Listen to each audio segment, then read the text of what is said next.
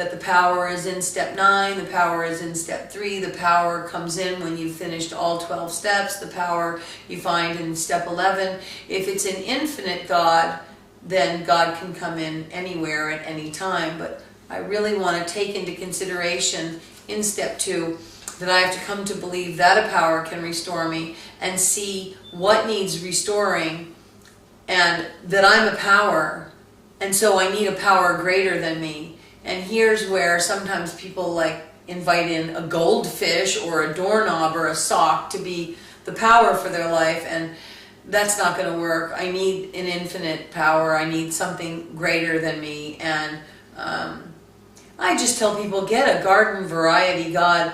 There's no need to pick this all apart. God's not meant to understand. It's just understood that you're going to get this power and invite this power into your life. I don't have the capacity to understand God because the wisdom of this power is infinite. It's in every living thing. It's in the molecules in the air. It's in my whole entire being. There's a living, infinite intelligence that's in every living thing. And when I move the ego out of the way, the creative intelligence downloads or uploads, whichever which way, and I start to really intuitively know how to be in this world without taking a class on compassion, without taking a class on apologies, without taking a course on how to be a better friend, how to show up on time. Because we're all born with moral fiber. It's in there at a cellular level, but at some point early on, things got skewed and I strayed off the path. But unless you be a real psychopath / sociopath, most people really do know right from wrong. Sociopaths and psychopaths are very, very rare. Most of them aren't alcoholic on top of it. Alcoholics, most of the time, have narcissism. They're selfish, they're self-centered, they're also very thin-skinned. They cry easily, they get their feelings hurt easily, they don't handle rejection well, they don't handle frustration well. So I look at the structure of the ego and I see that I need a power and that I am a power. And I start to look at how powerful my ego is in situations, how deeply I've hurt other people, that my words can cut you like a knife, that even walking into a room and just being dismissive of another person can be really cruel, or telling somebody I'm going to be there for them or showing up for them and not showing up for, and not performing, not showing up, or just even noises like, oh brother, what a, oh God, that kind of stuff is all the ego bucking up, somehow thinking that I'm in a superior position and you're a clown or a loser or an idiot. And when I go into those feelings of how that feels to dismiss another human being like that, there's actually a lot of negative charge in that, and it doesn't really feel good. And at the end of the day, if I've done that 10 or 14 times, I don't feel very connected to a power. I feel actually pretty disconnected, pretty alone, and definitely in untreated alcoholism. Harry Tiebout talks about the infantile ego, and he talks about the omnipotence of the ego, and he talks about the inability to accept frustration and wanting what I want when I want, doing everything in an absolute hurry, having what psychiatrists might call delayed gratification, where I can wait for something, I can save up for something and purchase it in 6 months or a year. I see people dive and rush into relationships early on in sobriety and really hurt themselves thinking that they need a boyfriend or a girlfriend and that a relationship is actually what God is calling them to do, and then watching later on how horribly self-deceived they are and what a big mistake that was. And again, I'm not here to be in authority on AA, but I can tell you through a tremendous amount of experience that finance and romance, that saying absolutely has so much truth to it. It'll take you out of the game. So we watch these aspects of our ego, even in the finance and the romance area, and you'll see that my ego will attach itself to, if I don't have a lot of money, I feel less than. If I made a good paycheck this week, I feel pretty on top of it. I don't want to be swung around by finances. I don't want money to be a power greater than Astrid.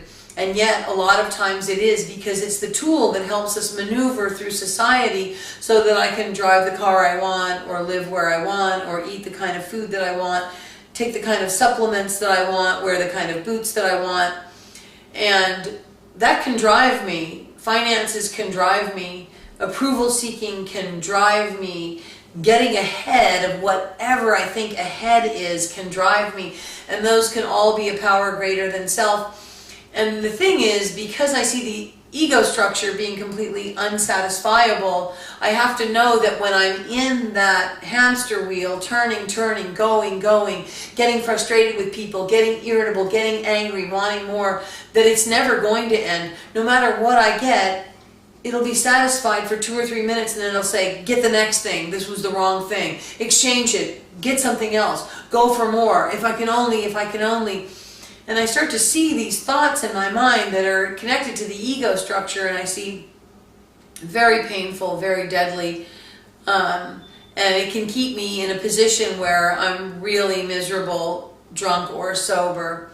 So I start to watch how my ego gets woven into the thoughts of untreated alcoholism, my opinions about myself, my opinions about other people, the 3 primary instincts, and I can see that I'm a very big power. I'm a very big power, so I need a much bigger power than me. And I then go into step 3, and I see that I need to make a decision to turn my will and my thought life over to the care of God every moment of every day, or I can go with me.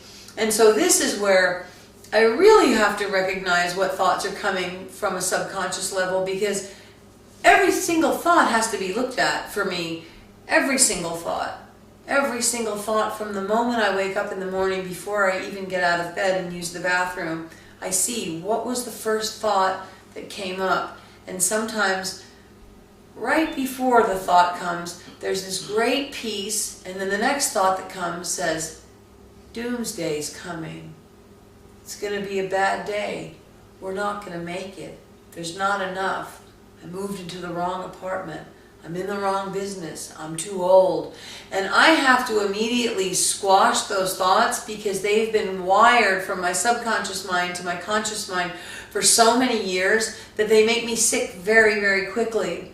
So before I allow untreated alcoholism to lynch mob me, I have to go into a prayer and just ask God to be with me. I don't have to get on my knees. I don't have to light a candle. You can do whatever ritual you want.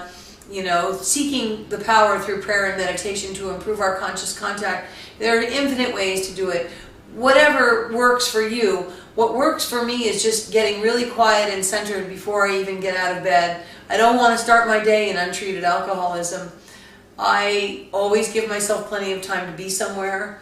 I don't run late. I don't get on the freeway knowing it's bumper-to-bumper traffic 10 minutes before I have to be someplace, and then watch myself spin out into untreated alcoholism. I don't do those kinds of things. I leave in plenty of time. I create situations where I can expand and I can be relaxed. You know, it says that I've got to try to practice the principles in all of my affairs, and there might be particular affairs that I just can't practice the principles in, that I might have to limit my affairs. There are some people, sometimes when I go out to fellowship, there are particular people I don't want to be sitting next to while I'm eating my dinner. And, you know, I'm so sorry if you judge me for this, but I want to have an uplifting, high consciousness conversation, and sometimes there are really untreated sick people that just want to suck the life out of me, and it doesn't serve me. It can be very frustrating, and it can take all my peace away. Somebody in untreated alcoholism can take a treated person down much faster than a treated person can take an untreated person up. So my space becomes very sacred to me. My peace becomes very sacred to me. My soundness of mind actually becomes the most valuable thing I have. Because if I have soundness of mind, I can walk through whatever. losing your job, losing a loved one, getting in a car accident, being, diagnosed with an illness. Anything can happen. Because I have this message or because I'm sober, that doesn't guarantee me that crazy things aren't going to happen. Your car gets broken into, things get stolen, there's an earthquake, there's a fire, I don't know. But what happens for me is that the soundness of mind allows me to handle the situation in a much better way than I could before. That I learn how to meet this calamity with serenity. And maybe I don't do it perfectly, and maybe I even spin out a little bit, but I don't spin out nearly as much as I used to. And it doesn't make me thirsty, and it doesn't make me want to throw my life away. So I learned to bring this power into everything, into every moment of my life. I invite God in as I get in my car, as I make a phone call, as I go into the grocery store, and I try to stay centered with the nothingness where the God can download instead of having a thought. And the ego won't like this. It'll put up a big fight in the beginning and say, hey, why are you putting me in the basement? I think my opinions are good. I think we need opinions to navigate. And I just keep saying no to it. No, no, no. And I just allow the open space to happen where my mind can just be present in a state of awareness. And in that state of awareness, I become more intelligent and creative than I ever was before. Something happens inside of me where I have a psychic change, where my mind is truly open, where I don't have an agenda, I don't need anything from anybody, that the only relationship that is eternal, that is really valuable to me, the only relationship without an expiration date is this relationship with God. Anyway, I think my 30 minutes is up, and I really want to thank you guys for trudging the road out there in Sweden, for carrying the AA torch, for really working so hard to keep that meeting going. I know that that you guys have really put everything you have into it, and I know sometimes the attendance is still small, but I can tell you you're planting seeds to help many, many people for generations to come. And I really want to encourage you to keep your meeting going, and I feel very blessed to be able to share my experience, strength, and hope. Thanks for letting me share. Bye.